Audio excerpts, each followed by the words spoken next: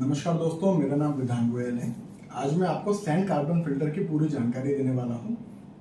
आज के वीडियो को हम 3 हिस्सों में कंप्लीट करेंगे। पहला मैं आपको ये बताऊंगा कि सैंड कार्बन फिल्टर काम कैसे करता है। दूसरा, हमें किस तरह के पानी पर उसके इंस्टॉलेशन की जरूरत पड़ती है।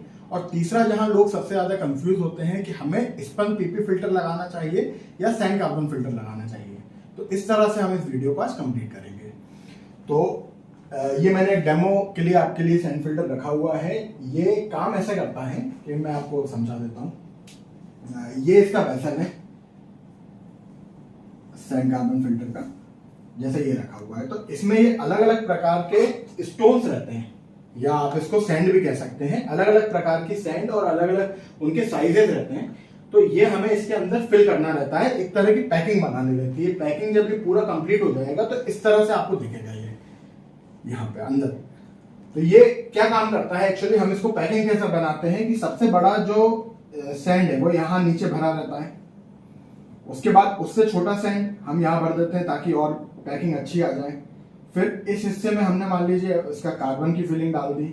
यहाँ एक और प्रकार की सैंड आ गई और यहाँ और प्रकार की सैंड आ गई।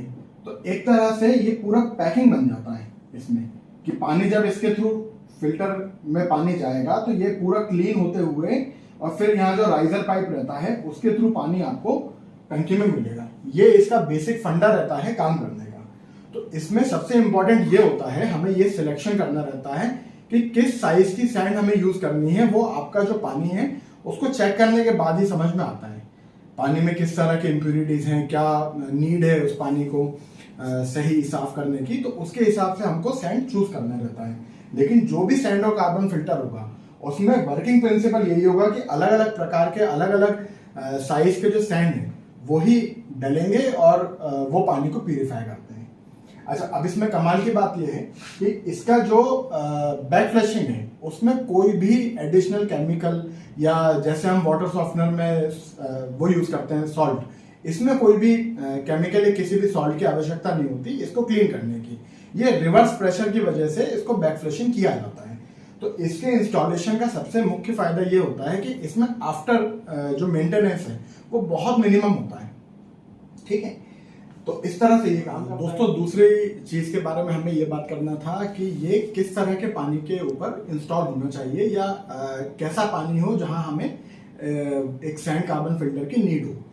तो या तो आपके पानी में किसी प्रकार की कोई डस्ट आ रही हो, या कोई रेड मड आ रही हो, है ना, या दरदरे कोई मिट्टी आ रही हो, तो वहां आप इसको इंस्टॉल कर सकते हैं। इसको इंस्टॉल करने के लिए एक बार आपको वाटर टेस्टिंग की जरूरत पड़ेगी। कोई फिजिकल जैसे कोई भी सेडिमेंट्स आ रहे हो तो वहां इसको आप बिल्कुल लगा सकते हैं। और कार्बन इसमें इसलिए फिल किया जाता है ताकि पानी के अंदर कभी कभी क्या होता है, कोई स्मेल आती है। तो जब हम नहाते हैं तो वो स्टिंकिंग से एक स्मेल हमें परेशान करती है, या हम कुल्ला कर रहे हैं तब परेशान करती है। तो वो पानी के लिए इसके अंदर कार्बन भी फिल किया जाता है ताकि कार्बन उस गंदी स्मेल को एब्जॉर्ब कर ले। तो कार्बन का वही पर्पस होता है, इसलिए सैंड कार्बन फिल्टर इसको हम कह रहे हैं।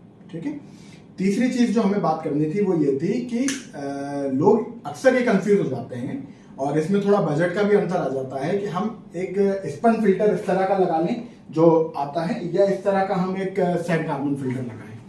तो इन दोनों का जो पर्पस होता है काम का वो ऑलमोस्ट एक जैसा होता है, लेकिन फंक्शनिंग काफी अलग होती है। जैसे अगर आप इसको लगाते हैं तो इसको क्लीनिंग करने का सिर्फ एक तरीका है कि ये खुलेगा, आप इस तरह का फिल्टर इसके अंदर जो है उसको निकालेंगे और पूरा फिर खुद ही मैनुअली उसको वॉश करेंगे, तभी वो साफ होगा और फिर आगे काम करेगा। लेकिन अगर मिट्टी की क्वांटिटी ज्यादा है तो ये बहुत जल्दी जल्दी चोकिंग होती है इसकी, तो आप उसमें परेशान हो सकते हैं कि हमें हर हफ्ते उसको क्लीन करना पड़ रहा है या हर 10 दिन में क्लीन करना पड़ रहा है, क्योंकि इसमें ऑटोमेटेड वॉशिंग जैसी कोई चीज नहीं होती। या आपका 20 इंच जो बैग फिल्टर आता है या स्पन फिल्टर आता है। लेकिन चूंकि सैंड कार्बन फिल्टर में एक मैनुअल ऑप्शन भी आता है, एक ऑटोमेटिक ऑप्शन भी आता है। तो अगर आप ऑटोमेटेड में जाते हैं तो ये सेल्फ एक सही समय पे अपनी बैग वॉशिंग खुद ही कर लेता है। जैसे अगर आपने मेरे वीडियोस कुछ फॉलो किए होंगे, सॉफ्टवेयर में भी मैंने बताया था कि मैनुअल कैसे होता है, ऑटोमेटिक कैसे होता है, वैसे सैंड कार्बन फिल्टर में भी ऑटोमेटिक और मैनुअल ऑप्शंस आते हैं। तो अगर ऑटोमेटिक लगा हुआ है तो वो अपने आप बैक वॉशिंग कर लेगा, और अगर मैनुअल लगा है तो केवल एक वॉल्व को घुमाने से वो अपने आप बैक वॉशिंग कर लेगा। ठीक है। लेकिन उसमें आपको पूरा खोलना ही पड़ेगा और उसको क्लीन मैनुअली करना पड़ेगा, दोबारा लगाना है, और ये सारी चीजें आपको उसके अंदर करनी पड़ेगी। बजट का इसमें काफी अंतर आ जाता है, वो काफी सस्ती चीज है, ये थोड़ा सा एक कॉस्टली है, लेकिन इसमें हमेशा हमेशा के लिए आप फ्री है। इसमें जैसे ये फिल्टर अगर पूरा चोक हो जाएगा तो ये फिल्टर पूरा रिप्लेस होगा, वो एक इसका मेंटेनेंस कॉस्ट हो गया।